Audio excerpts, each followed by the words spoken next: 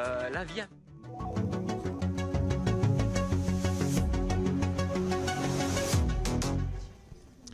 Bonsoir à toutes et à tous, bienvenue sur 8 Mont Blanc. Vous le voyez peut-être, nous sommes en direct de l'Imperial Palace pour ce journal présenté depuis le Hi-Fi Festival. Nous sommes le vendredi 5 octobre 2018. Voici les titres.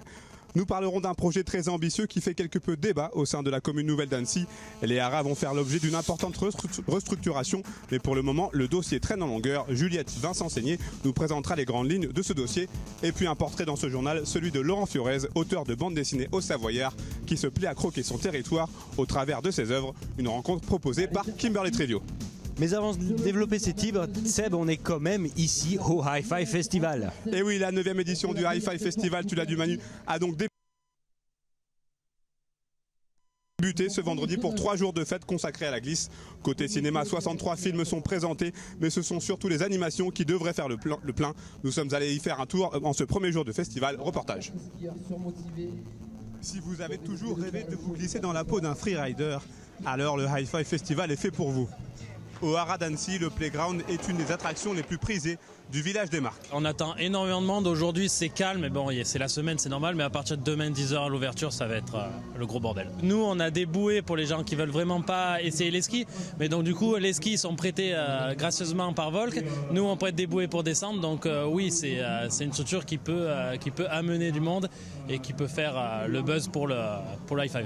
Avec la possibilité de tester des skis dernier cri, le Big Air haut de 10 mètres permet littéralement de s'envoyer en l'air. Au début, c'est plus engagé que ce qu'on a l'habitude de faire, donc ça descend bien, il faut être bien en avant. On a une bonne accélération, puis après ça remonte bien. Ils ont mis du fart en fait du coup sur la surface, donc tu glisses super bien, aucune adhérence.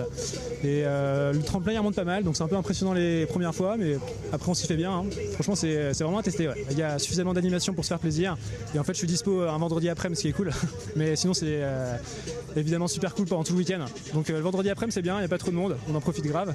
Et le Hi-Fi, ouais, ça fait parler, hein, c'est sûr. Premier rendez-vous avant le début de la saison de ski, donc on a envie d'y être, mais c'est un petit avant-goût là. À quelques mètres de là, l'ambiance est tout autre.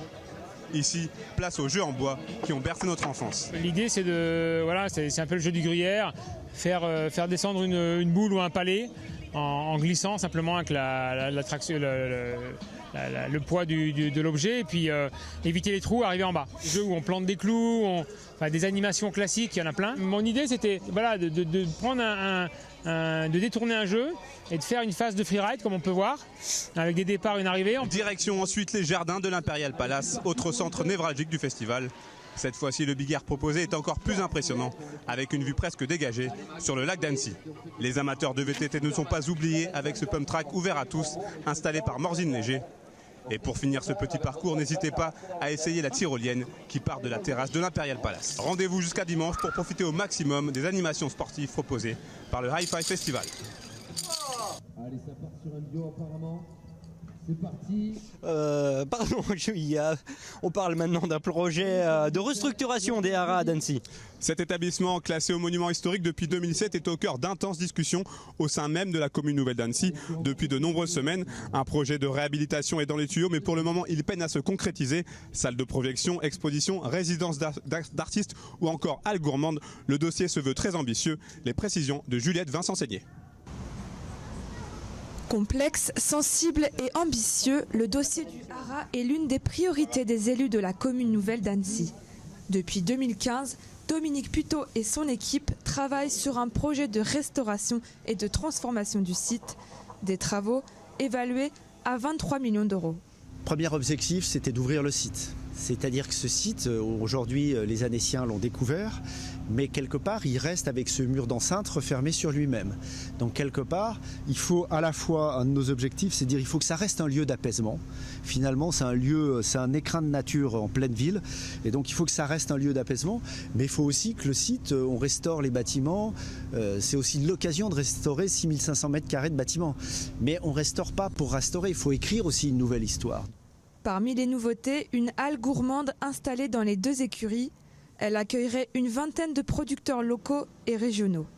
Capitale mondiale du film d'animation, Annecy va bientôt accueillir la Cité du cinéma d'animation avec la mise en place d'une grande exposition temporaire et une salle de projection.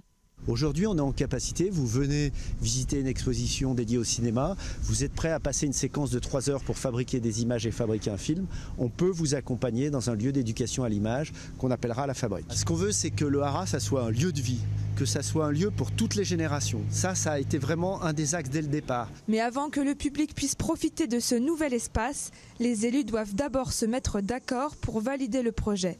Car aujourd'hui, tout n'est pas encore définitif. Pour preuve, le vote du 24 septembre dernier a été renvoyé au prochain conseil municipal prévu au mois de novembre.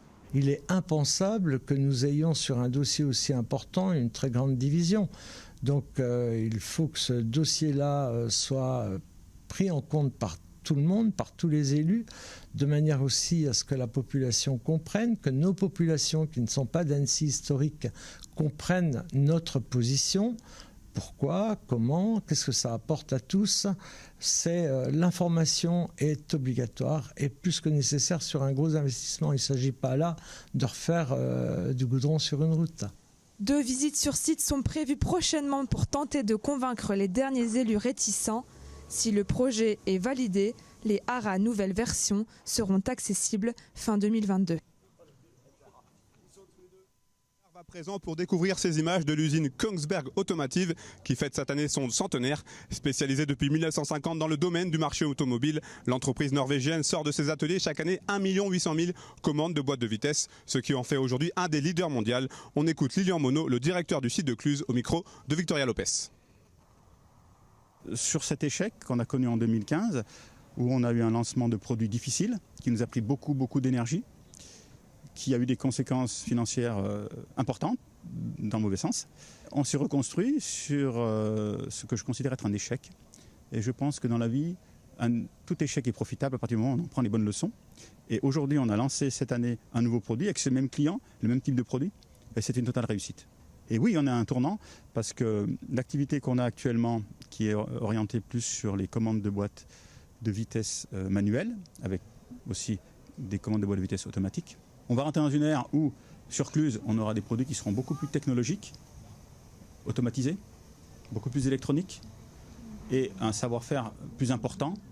Et ça, c'est le challenge qui s'offre à nous aujourd'hui. Un chiffre d'affaires en hausse, oui. Après, le chiffre d'affaires en hausse, c'est joli, hein, mais ce qui est important, c'est de savoir ce qu'il en reste au bas du chiffre d'affaires. Donc oui, le chiffre d'affaires sera en hausse. Oui, il y aura des belles choses. Oui, l'usine sera différente en termes d'activité dans les très prochaines années. Reportage complet sur cette entreprise dans le journal de lundi. Puis la TMB veut récompenser les covoitureurs. Oui, c'est une première en Europe. La société Autoroutes et Tunnels du Mont-Blanc et le département des infrastructures en Suisse ont créé conjointement une voie de covoiturage à la douane de Tonnet-Vallard. Ce passage déjà existant était auparavant réservé aux frontaliers. Après 2 ans de travaux et 200 000 € de financement franco-suisse, cette voie de circulation sera dès lundi réservée aux véhicules transportant au minimum 2 personnes. En cas de non-respect, les automobilistes encourront une amende de 22 €. On écoute Florent Grange, chargé de projet d'innovation et de développement chez ATMB, et Christelle Chara, directrice de projet à la Direction Générale des Transports du canton de Genève, au micro de Kimberly Trevio. Tout l'enjeu du projet, c'est de s'assurer de la bonne mission des douaniers, que les douaniers puissent faire correctement leur travail. Et ATMB met vraiment l'accent sur déjà le côté engageant et son engagement pour le covoiturage, donc promouvoir le covoiturage, et également pour fluidifier le trafic. L'objectif, c'est d'offrir à nos clients qui sont en attente de circuler correctement sur le réseau, d'avoir les moyens pour covoiturer, que ce soit des parkings en amont, un abonnement et une offre d'abonnement avec Je Covoite et une voie de covoiturage pour être prioritaire par rapport à ceux qui ne covoiturent pas. Donc vraiment l'objectif c'est de fluidifier le trafic et d'expérimenter des solutions nouvelles de mobilité. Quand on regarde un peu même sur tous les cantons, le covoiturage c'est encore pas une pratique. Autant la mobilité douce complètement, les transports publics, je pense qu'on a aussi nous un effort à faire en matière de covoiturage et il faut justement montrer des exemples, des bons exemples pour dire qu'après tout on peut covoiturer, mais même si on covoiture 1 jour par semaine, ensuite 2 jours par semaine, c'est tout à fait envisageable et du coup on essaye de promouvoir ça, donc pour que ça rentre un peu dans les mœurs et dans les envies des gens de pratiquer ce type de déplacement un peu anachronique. Et puis on termine ce journal avec un portrait, Seb. Les Pays de Savoie sont un territoire riche en auteurs de tout genre. Il y a quelques semaines, nous vous avions présenté un auteur de jeux de société. Aujourd'hui, rencontre avec Laurent Fiorez, auteur de bande dessinée depuis 15 ans. Ce nom ne vous parle peut-être pas, mais certaines de ses créations, comme La Suicidée du Pont de la Caille ou encore les expressions savoyardes en BD, ont connu un franc succès. C'est un reportage de Kimberly Trivio. Il faut vraiment qu'on voie et qu'on comprenne que c'est la réalité. Il roulait bien en zigzag. Dessiner, un autre moyen de communication pour Laurent Fiorez. Enfant, il aimait déjà raconter des histoires et créer ses propres personnages. C'est en 2003 que sa première bande dessinée voit le jour. Le premier tome des expressions savoyardes s'est vendu à 30 000 exemplaires. Sur un coin de table, j'ai commencé à dessiner des personnages, des paysans d'un village comme ça, qui sortaient tout le temps du bistrot et puis qui faisaient des histoires comme on entend parler dans tous les bistrots. Et puis j'ai trouvé ça marrant. Moi j'ai rigolé de ce que je venais de produire là. Alors j'ai fait lire autour de moi. Ça faisait rigoler tout le monde. Et c'est comme ça que c'est parti. Et je me suis dit, finalement, ça fait des années que je me casse la tête à essayer d'élaborer des scénarios complexes. Et finalement, les choses très simples qui sortent comme ça spontanément, c'est ça qui marche. Depuis, Laurent Fiorez ne cesse de puiser son inspiration dans tout ce qui l'entoure. Faits divers ou encore anecdotes entendues dans la rue. Une chose est sûre, les aventures de ses personnages phares, Roger et Fernand, sont loin d'être terminées. C'est comme s'ils prenaient vie, les personnages, ils prennent vie au fur et à mesure. D'ailleurs, ils ont leur propre vie à un moment donné. Les personnages, ils ont pris leur vie, je ne peux pas leur faire n'importe quoi. Mettre en vie des personnages, cela demande une certaine rigueur et de la patience. En moyenne, 1 semaine est nécessaire à Laurent Fiorez pour l'élaboration d'une planche. Et comme chaque auteur, il possède sa propre marque de fabrique. C'était pas censé marcher commercialement au départ. Il n'y avait rien pour marcher commercialement. Et ça a marché. Et depuis, on s'aperçoit que tout ce qui est ancré dans la région, comme par exemple le film Bienvenue chez les Ch'tis, des choses comme ça, on s'aperçoit que ça marche vraiment très bien. Les gens sont attachés à la culture de leur région. Laurent Fiorez travaille actuellement sur la réalisation du 5e tome des expressions savoyardes. Il sera donc possible de retrouver de nouvelles aventures de Roger et de Fernand d'ici quelques mois. C'est la fin de ce journal. Merci à toutes les équipes mobilisées pour cette émission spéciale de 8 Mont Blanc. Merci à vous pour votre fidèle à l'information. Manu, je te laisse conclure. Lundi, vous avez rendez-vous avec Fanette pour le journal.